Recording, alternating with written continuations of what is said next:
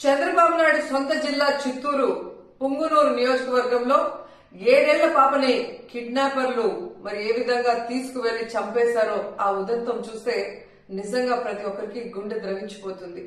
ఆడపిల్లలున్న తల్లిదండ్రులకైతే పిల్లల్ని స్కూల్ కి పంపించాలంటేనే భయం వేస్తుంది. నిజంగా సొంత జిల్లాలో ఇలాంటి ఒక కిడ్నాప్ హత్య జరిగింది అంటే అది చంద్రబాబు నాయుడు గారి అసమర్థత కాదా, ఈ ప్రభుత్వం అసమర్థత కాదా అని నేను అడుగుతున్నా. ఎందుకంటే లాస్ట్ సండే 29వ తేదీన ఆ పాప రాత్రి అదృశ్యమైంది. 4 రోజులు ఆ చుట్టుపక్కల ప్రాంతాల్లోనే ఉన్నా కూడా పోలీసులు పట్టించుకోలేకపోయారు. ఎందుకంటే వాళ్ళకి నిర్లక్ష్యం. తల్లిదండ్రులు కంప్లైంట్ ఇచ్చినా పోలీసులు పట్టించుకోకపోవటం వల్ల ఆ అమ్మాయి ఆ ఇంటికి 4 కిలోమీటర్ల దూరంలో ఉన్న సమ్మర్ స్టోరేజ్ లో శవమై తేలింది అంటే